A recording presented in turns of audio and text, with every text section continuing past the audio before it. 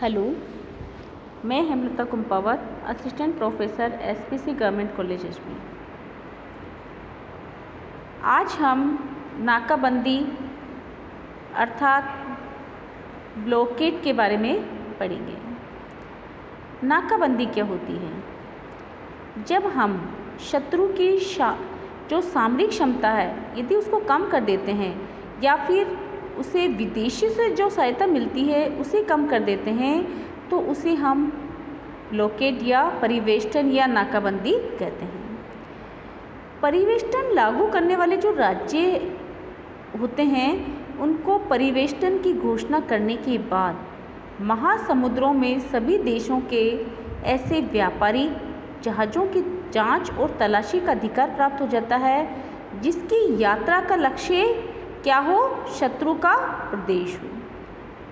परिवेष्टन लागू करने वाला राज्य तटस्थ देशों के ऐसे जहाज़ों को भी गिरफ्तार करने का अधिकारी हो जाता है जिन जहाज़ों का उद्देश्य परिवेष्टित जो क्षेत्र हैं, जो नाकाबंदी वाले क्षेत्र हैं, उनमें छिपकर प्रवेश करके और शत्रु को जो विनिषिद्ध माल की सप्लाई है वो करता हो।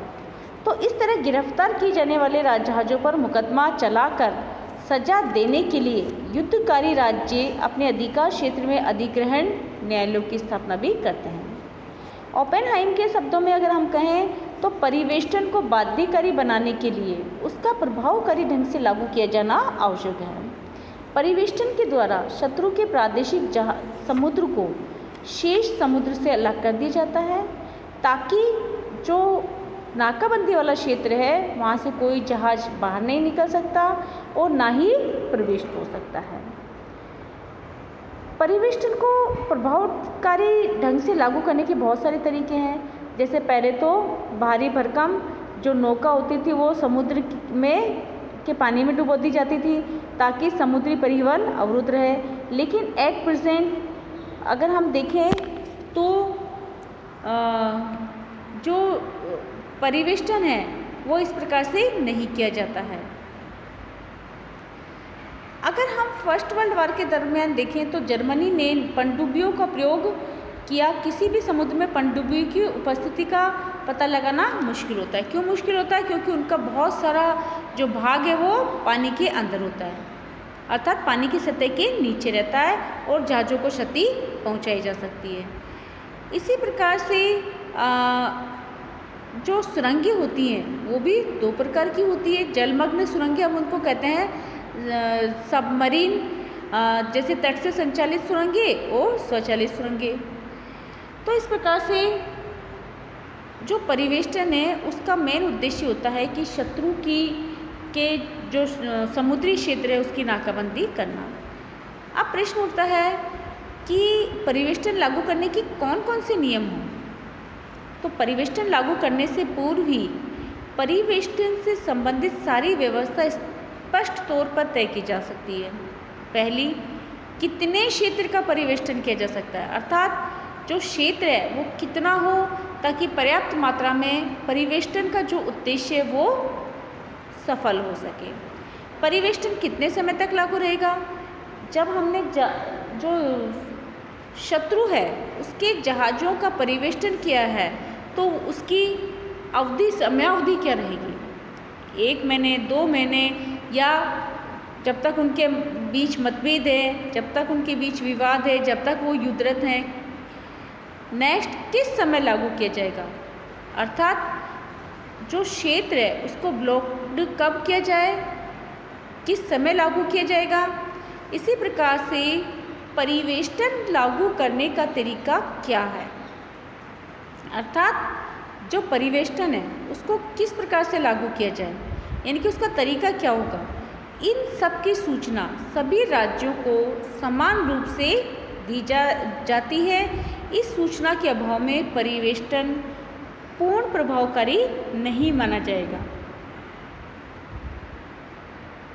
परिवेष्टन लागू करने वाला राज्य ये घोषित कर सकता है कि परिवेष्टन लागू होने से पहले ही शत्रु के प्रदेश में जो मौजूद तटस्थ देशों के जहाज़ है उस क्षेत्र से बाहर निकल जाए।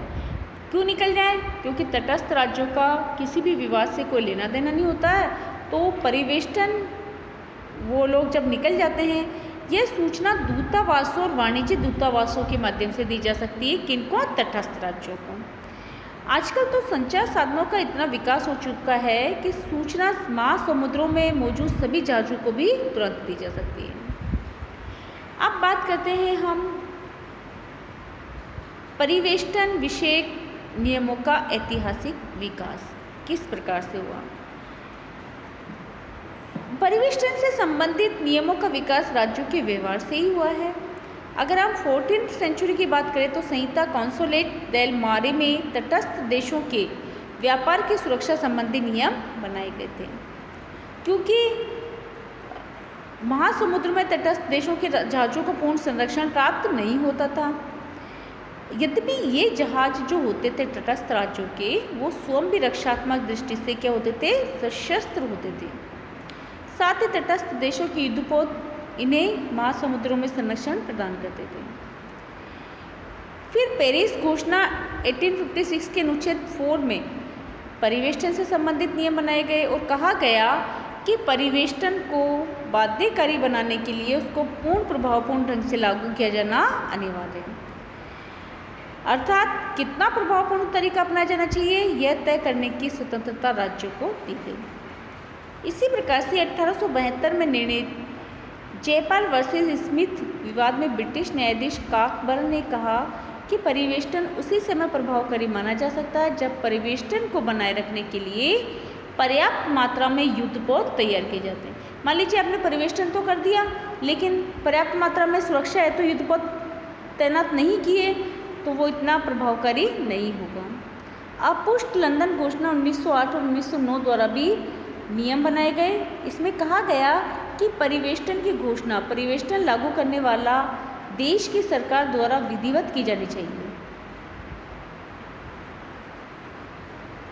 इसी प्रकार लंदन घोषणा में कहा गया कि शत्रु के प्रादेशिक समुद्र तथा शत्रु द्वारा अधिकृत समुद्र में ज़्यादा के क्षेत्र को परिवेष्टित घोषित नहीं किया जाना चाहिए, लेकिन यह व्यवस्था को किसी भी राज्य में स्वीकार नहीं किया।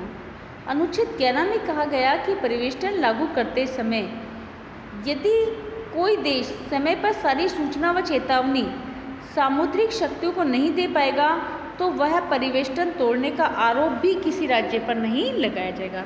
इसका मतलब है कि जो भी परिवेष्टित राज्य है वह सूचना या जानकारी सभी देशों को उपलब्ध अवश्य कराएगा।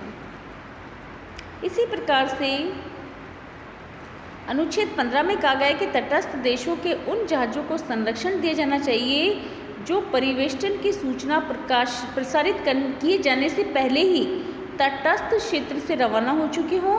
उन्हें रास्ते में भी सूचित किया जा सकता है।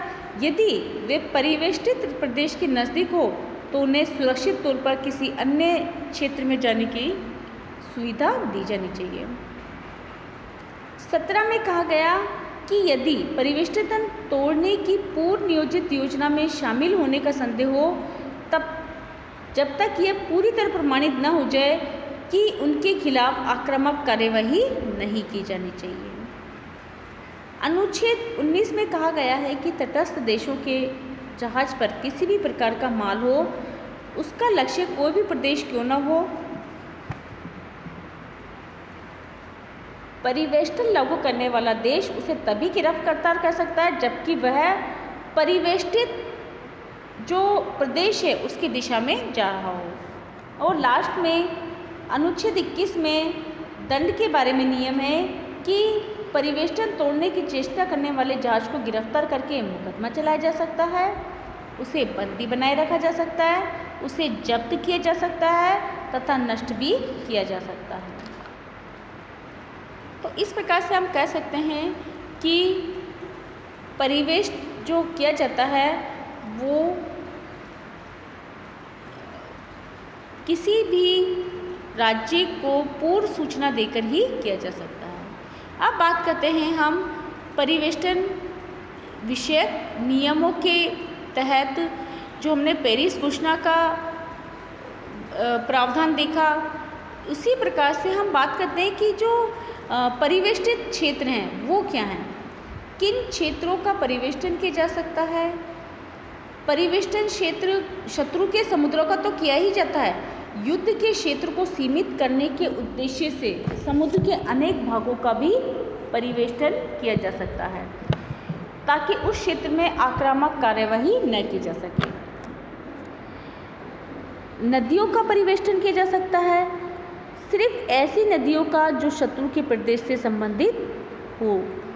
स्ट्रेट्स अर्थात जल संधि का परिवेष्टन किया जा सकता है, लेकिन यदि स्टेट्स केवल एक ही राज्य के प्रादेशिक क्षेत्राधिकार में हैं तो उसका हम परिवेष्टन कर सकते हैं, लेकिन यदि वो अंतर्राष्ट्रीय जलमार्ग की श्रेणी में आता है तो ऐसे स्टेट्स के परिवेष्टन का निषेध किया जाता है, अर्थात इनका परिवेष्टन नहीं किया जा सकता है। खाड़ियाँ भी इसी क्षेत्र में आती है। स्वतंत्र खाड़ियाँ जो एक राज्य के प्रभाव क्षेत्रों में पड़ती है उसका परिवेष्टन किया जा सकता है, जैसे बंगाल की खाड़ी। हालांकि इसका क्षेत्र बहुत बड़ा है और बांग्लादेश के स्वतंत्र राज्य के रूप में स्थापित हो जाने के बाद अब यह सिर्फ भारत के ही प्रभाव क्षेत्र में नहीं रह गया है। इसी प्रकार से नहरों का परिवेष्टन किया जाता है। जो नहरें दो खुले समुद्र को नहीं जोड़ती हैं तथा जो अंतर्राष्ट्रीय जलमार्गों की श्रेणी में नहीं आती है उनका परिवेष्टन किया जा सकता है, लेकिन अंतर्राष्ट्रीय नहरों का परिवेष्टन नहीं किया जा सकता। जैसे 1988 के स्वेज नहर कन्वेंशन के अंतर्गत स्वेज नहर के परिवेष्टन का निषेध किया गया। यद्यपि यह नहर मिस्र की प्रादेशिक सीमा में स्थित है, लेकिन यह भूमध्य सागर और लाल सागर को जोड़ती है और अंतर्राष्ट्रीय परिवहन के लिए सभी देशों के द्वारा प्रयोग में लाई जाती है। तो इस प्रकार से हम कह सकते हैं कि इन क्षेत्रों का परिवेष्टन किया जा सकता है। धन्यवाद।